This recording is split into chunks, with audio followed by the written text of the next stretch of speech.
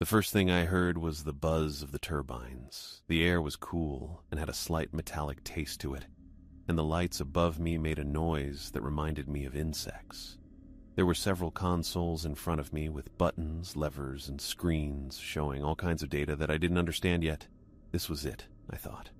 My first day as plant supervisor at Ravenwood Hydroelectric Plant. I straightened my tie.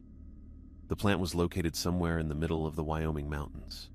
It was isolated, sure, but still, I shook my head to dismiss the feeling of unease that had come over me ever since I stepped inside this place. Time to get to work. Someone approached me from behind. It was Roger Litchfield.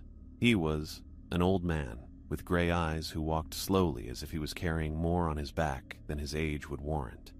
For a brief moment I thought I saw fear in his eyes, or maybe resignation. He cleared his throat. "Elliot Mercer, welcome to Ravenwood." "Thanks, Roger," I said, reaching out to shake his hand. He shook it, but only reluctantly. "I really appreciate you showing me the ropes." He chuckled. "Ropes, huh? There are definitely some ropes, more than you would think." He looked around at the monitors as if they were somehow related to what he was talking about. I frowned. "What do you mean?"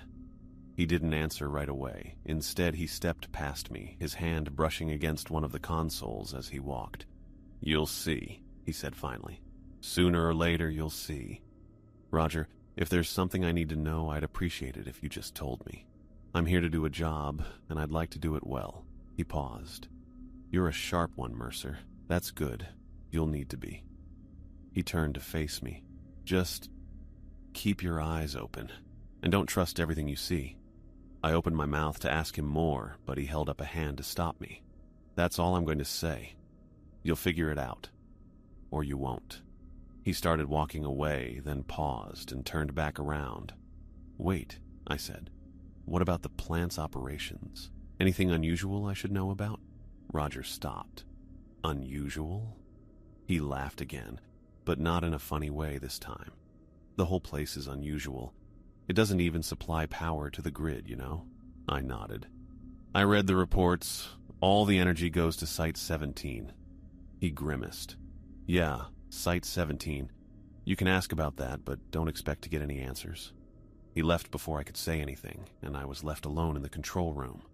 I looked back at the monitors. There were numbers and graphs flashing on them, but I didn't understand any of it. The output was larger than what I would have thought possible for a plant of this size, but still none of it was going to the homes and businesses in the nearby town. It was all going to Site 17. I leaned against the console. Something was off here. I could feel it. But that wasn't important right now. All that mattered was that I did my job, and if there were any answers to be found, I would find them. I needed to settle in, though. It had been a week since Roger's cryptic warning, and his words had taken root in the back of my mind, growing like weeds. I tried to focus on the job, monitoring the plant's operations, ensuring the numbers matched up, keeping everything running smoothly. But the tension in the air was impossible to ignore. The break room was no different. I stepped inside, the smell of burnt coffee hitting me like a wall. The overhead fluorescent lights buzzed faintly, their cold glow casting long shadows over the room's pale green walls.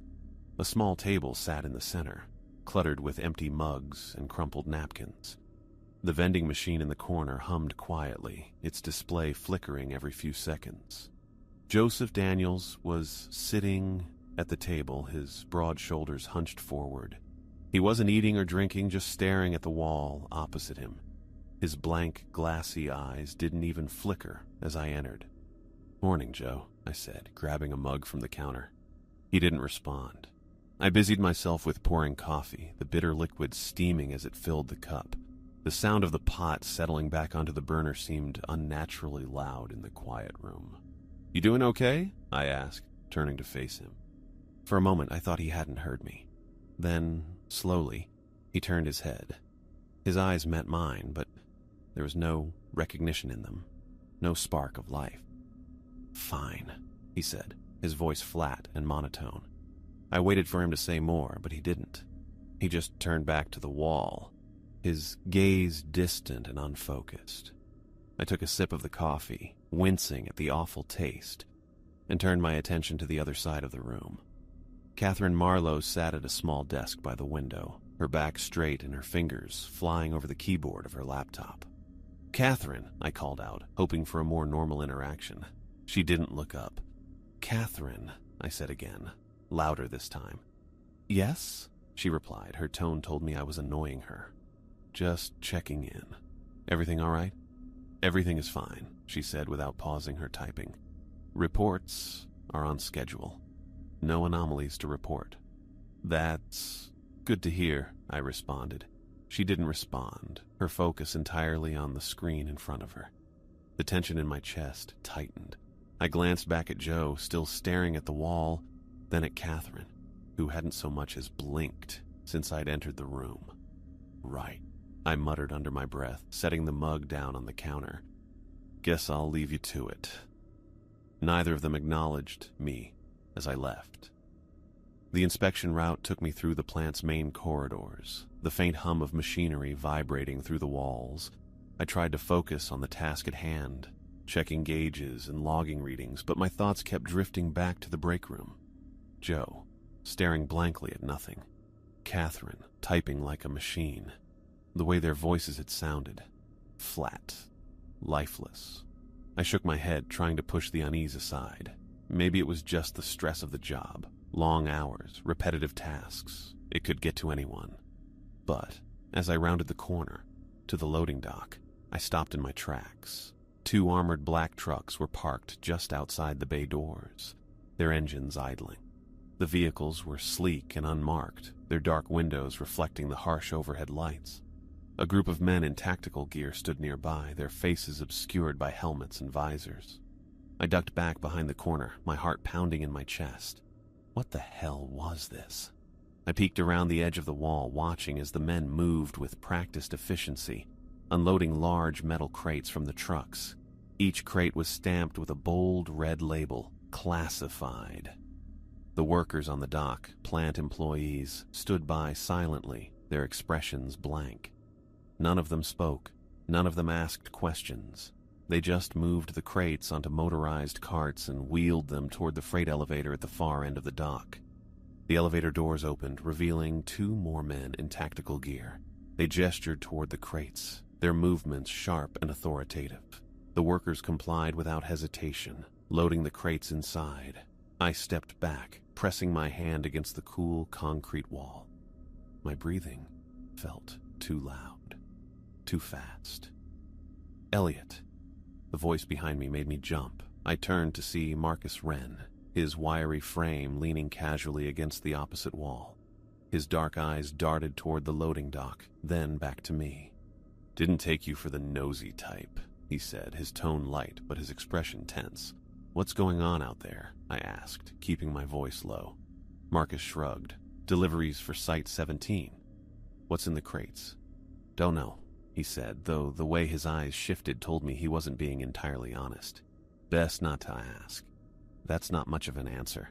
It's the only one you're gonna get," he said, pushing off the wall and straightening his posture. "Word of advice? Don't linger here too long. Holloway doesn't like people poking their noses where they don't belong."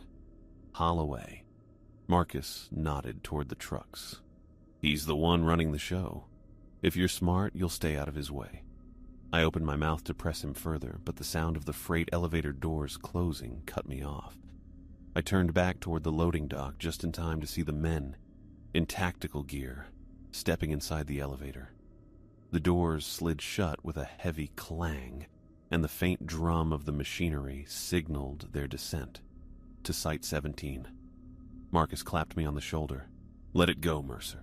You don't want to end up like the others." I looked at him sharply. "The others?" But he was already walking away, his footsteps echoing down the corridor. I stood there for a long moment, staring at the now empty loading dock. The trucks were gone, the workers had dispersed, and the only sound was the distant sounds of the plant. Roger's warning replayed in my mind, "Don't dig too deep." But it was too late for that. I was already in over my head. The now familiar faint sounds of machinery filled the office as I sat at my desk, staring at the monitor. Numbers scrolled across the screen, perfectly aligned, perfectly normal. But the normalcy felt like a mask, hiding something far more sinister beneath.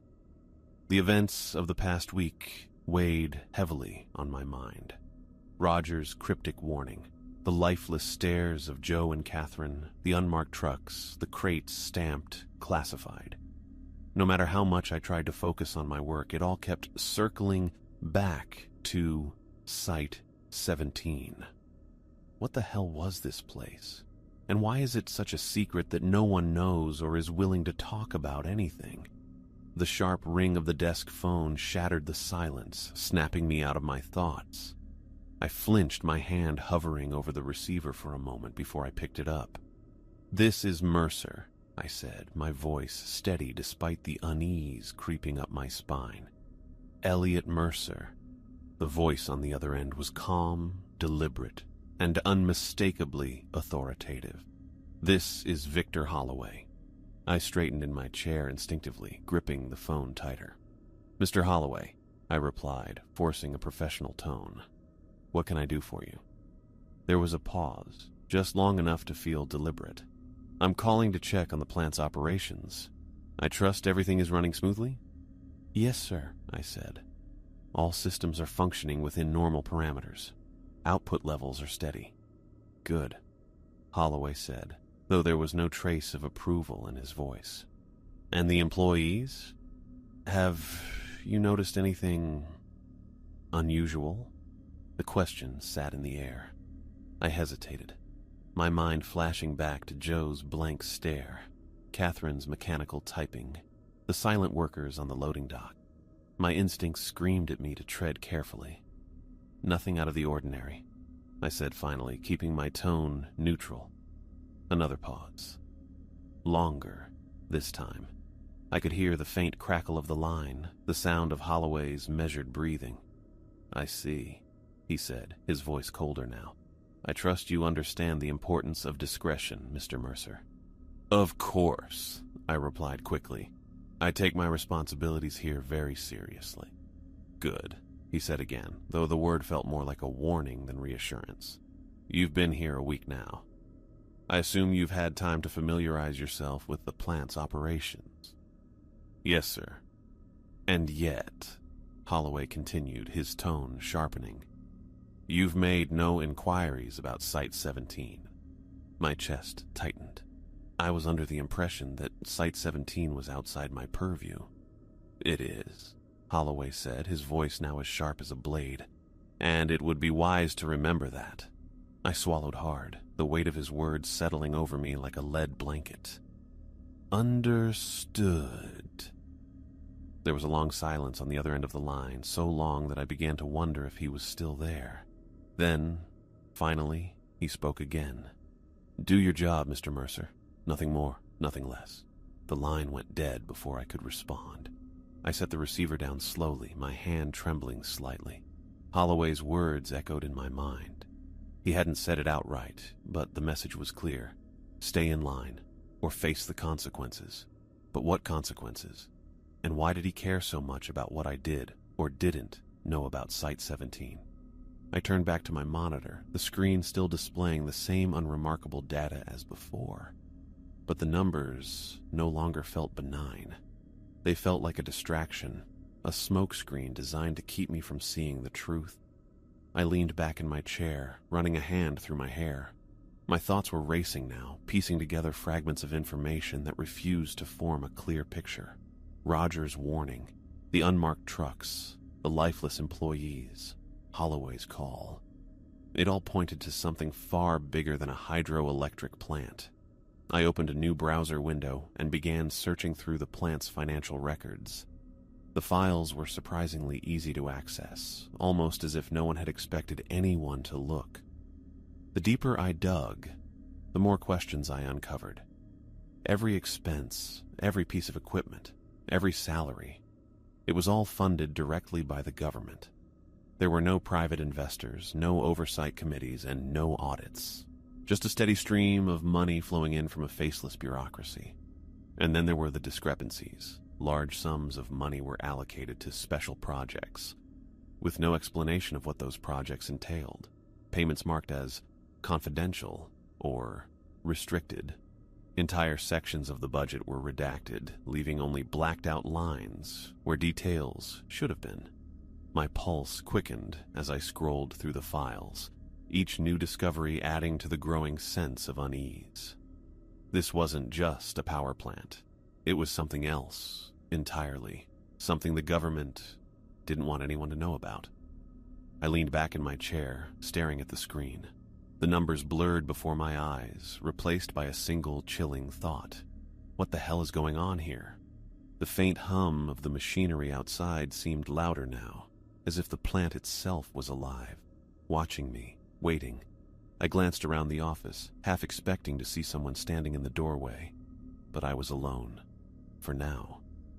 I closed the browser and shut down the computer, the screen going dark with a soft click. My reflection stared back at me. Holloway's voice played in my mind once more. Do your job.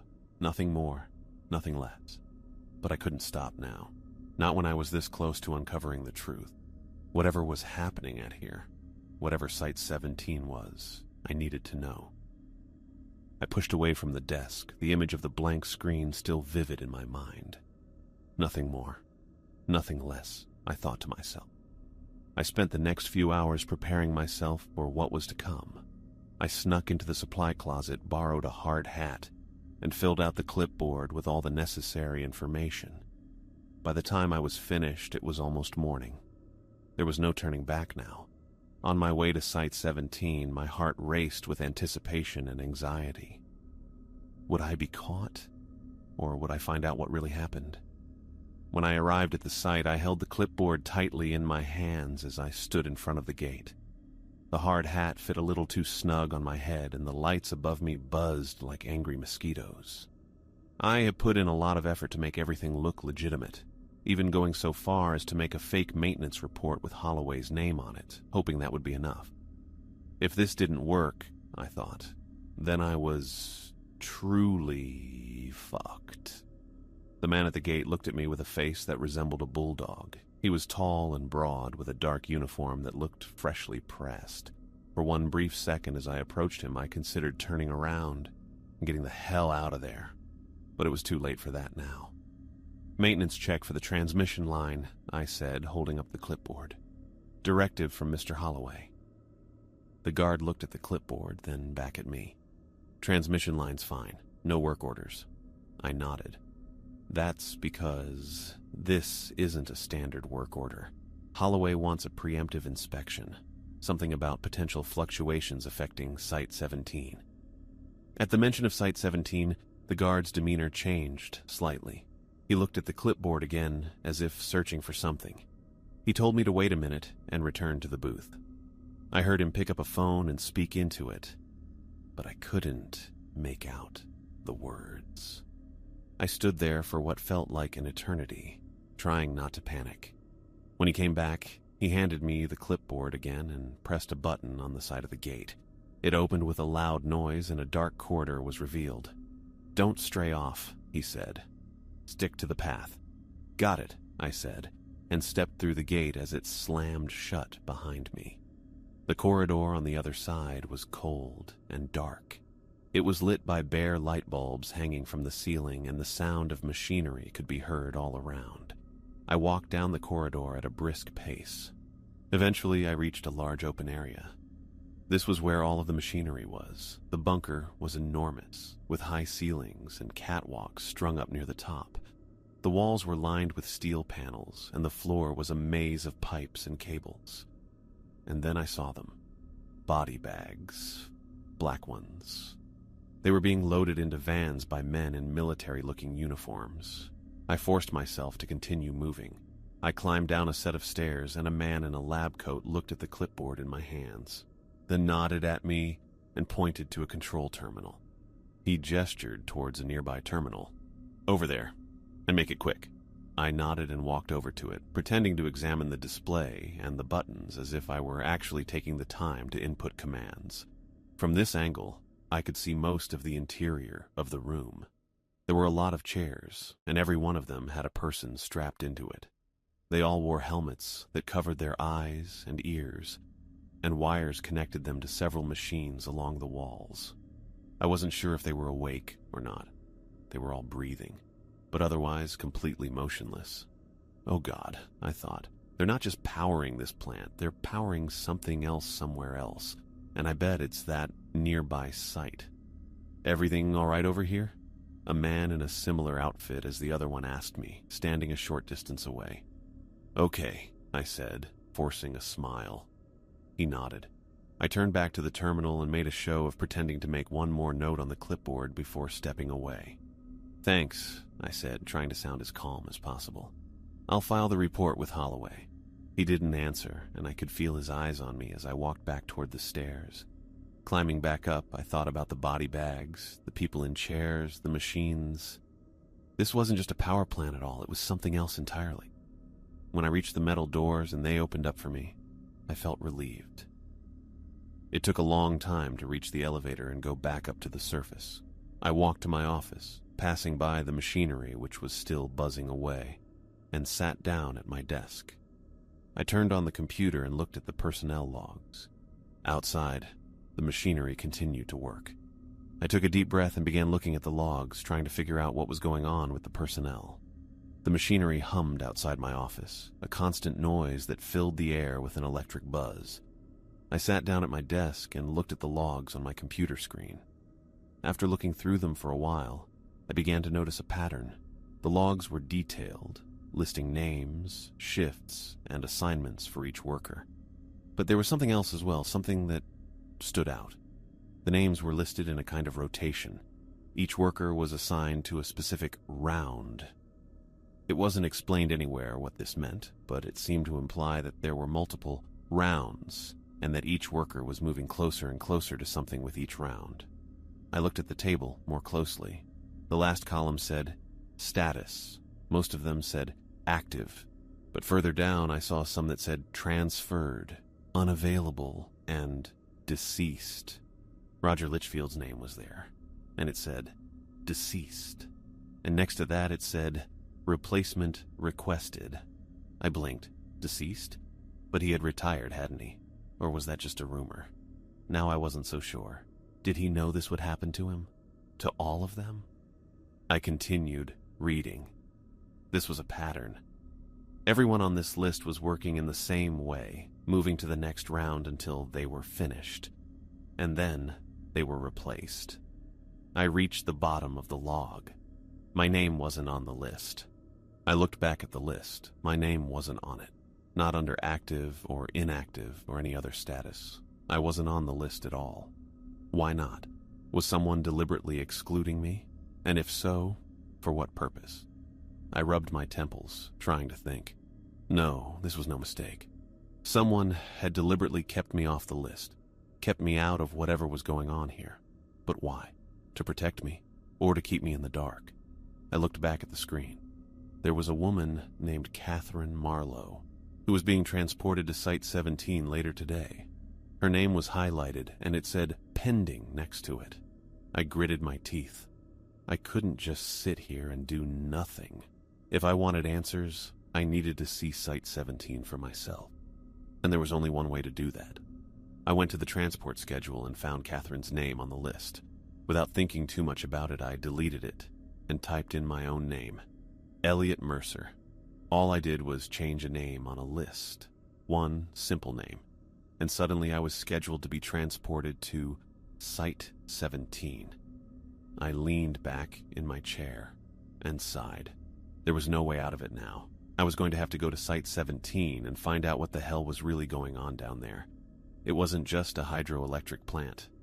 I knew that much. It was something much more sinister.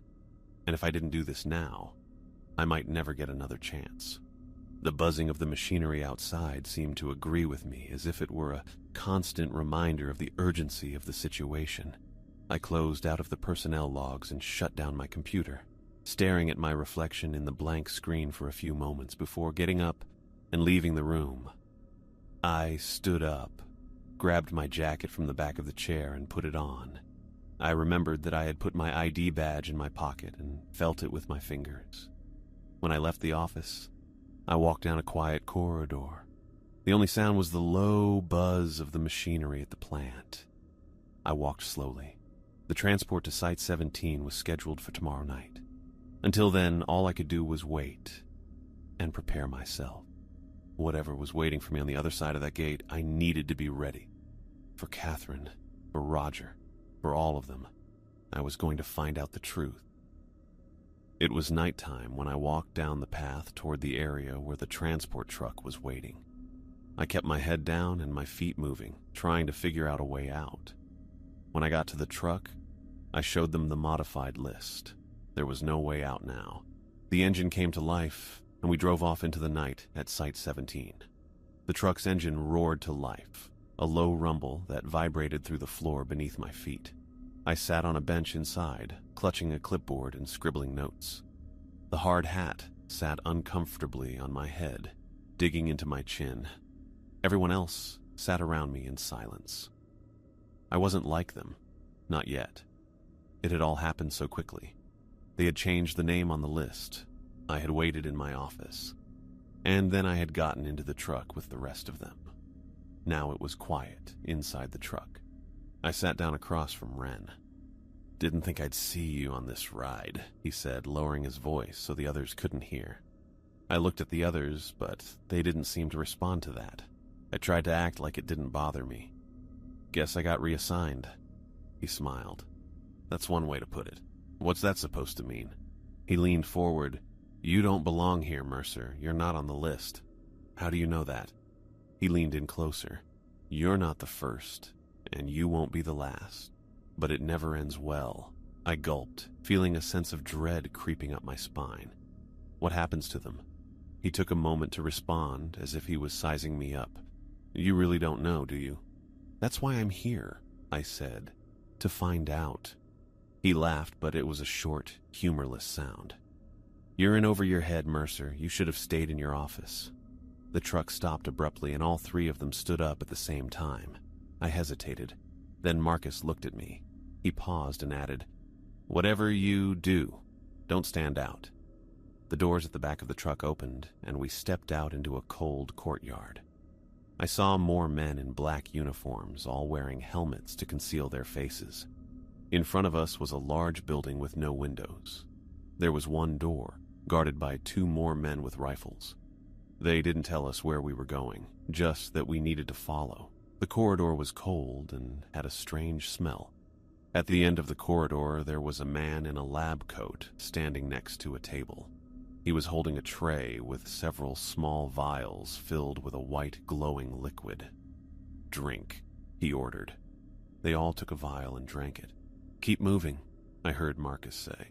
I took a vial as well. It looked almost sparkling when I held it up to the light. "Drink," he said. I hesitated. He held up the vial, the soft light inside it reflecting in his eyes. I knew I had to do it. I held the vial up to my mouth. The odor was pungent, like ammonia but sweeter. I let a drop of it fall onto my tongue. It stung.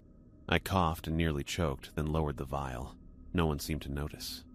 "Drink," he said again. I heard another person moaning somewhere inside the building.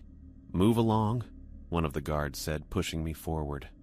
I almost dropped the vial, trying to keep up with the others as they led me down another corridor. This one had doors on either side, all of them closed. I could still hear the moaning, but now there were other sounds too, whispers, groans, and the faint hum of machinery. At the end of the corridor, someone was waiting for us. "Roger," I whispered. He turned around slowly. His face was pale and his eyes gray and dull, but it was his voice that terrified me. "Elliot," he said, as if two voices were speaking at the same time. "You shouldn't have come." I took a step back. What happened to you?" He didn't answer. Instead, he reached out a trembling hand, his fingers thin and claw-like. "It's too late," he said, his voice cracking. The others filed past him without so much as a glance. I stood there, staring at the hollow shell of the man I'd once known. I repeated the word. For a second, I thought I saw something in his eyes. Something that wasn't just the vacant look of the others. He whispered, "Run, before it takes you too." Before I could say anything, one of the guards grabbed me and began pulling me away. The last thing I saw was Roger's face. I stumbled as the guard dragged me along, but my mind was already racing, trying to think of a way out. Then the alarms went off. A loud, shrill sound echoed through the halls, followed by red lights flashing everywhere. The guard stopped for a moment, looked at one of the speakers on the wall, and then continued dragging me forward. I pulled away from him, pushing him hard, and he stumbled backwards, trying to reach for his gun. But I was already running, racing down the corridor as fast as I could. I could hear the guard yelling behind me, but I didn't stop to look back. "Stop him!" someone else shouted, but I still didn't look back. The corridor was disorienting. It turned left and right, and up and down. Every time I turned a corner, it felt like I was taking a huge risk. The air was getting colder, and I could hear something beneath the alarms now. It was a deep rumbling sound. The floor shook slightly beneath my feet with each step I took. The mountain was groaning, its deep sounds resonating through the halls. I stopped for a second at a junction. Should I go left or right? I didn't make up my mind quickly enough. I heard them coming from both directions, their boots hitting the ground in unison. I turned left and ran. The further down I went, the hotter it got. I could feel the steam coming from the pipes above me, releasing bursts of hot air that made my skin sizzle. The ground shook beneath me, just as it did whenever the alarms went off. But this time it was different. There was something else mixed into the vibrations now. A faint slithering sound came from below me. It was hard to hear, but it was definitely there. Something was moving down in the depths of this mountain, and whatever it was enormous. I forced myself to ignore it and kept running. The room was large and tall, with catwalks crisscrossing above. There was some kind of machinery all around, and in the middle of the room, there was a tank filled with a glowing liquid. Something inside it was moving, squirming as if it was in pain or trying to escape. I didn't want to know what it was. I heard someone yell behind me, and then there was a shot fired.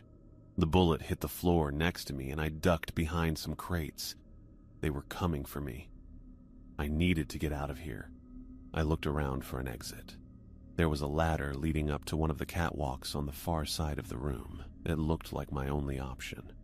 I waited until they were distracted and then ran from where I was hiding to where the ladder was, taking cover behind the crates along the way. I heard another shot fired at me, but didn't stop to look where it came from. I reached the ladder and began climbing it, my hands slipping on the rungs. "Up there!" someone yelled, and I heard the guards climb up after me. I reached the catwalk and ran over to the other side. The tank started to shake, and then it cracked as whatever was inside of it roared like a beast. The entire mountain trembled. I almost fell over. There were explosions further inside the facility, and smoke and fire came rushing out of the tunnels. The alarms became even more unbearable. The catwalk ended at another corridor, and I ran into it. The slithering sound was even more pronounced now, and I could hear a gurgling sound as well. Whatever was in that tank was awake, and it was furious. I ran through another set of doors and up a flight of stairs. I could see the moonlight above me. I was almost there. The stairs were steep and my legs burned, but I didn't stop. I could still hear the creatures behind me, but they were getting further away. And soon, all I could hear were the explosions and the howling sounds from the depths of the mountain. It was shaking violently. When I reached the top of the stairs, I crashed into a door. It was locked. I slammed into it with my shoulder again and again, until it finally opened with a loud screech, and I stumbled outside. The stars were hidden by a thick cloud of smoke coming from the mountain. When I turned around, I saw the ground where Site 17 had been standing give in and create a huge explosion. The force of the explosion was so great that it knocked me right off my feet. For a few moments, I lay on my back looking up at the sky. I could hear sirens and helicopters approaching in the distance. Everything was quiet now, but I knew it wasn't over. I sat up. It wasn't contained.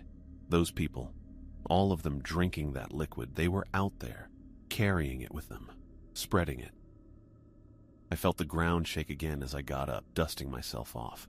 The sirens were getting closer now, along with the sound of helicopter blades. I looked back at Site 17, knowing it wasn't over yet. I had to go to Ravenwood Plant and find out what was going on. It was a tense drive, the late hour doing little to diminish my adrenaline as I raced along the winding roads.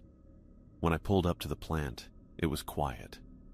Eerily so, given what I knew was hidden beneath the ground. Taking a deep breath, I got out of my car, determined to find out what was going on before it could spread any further. I parked outside the plant. The place was lit up with security lights, but there wasn't a single car in the lot. I got out and put on my jacket.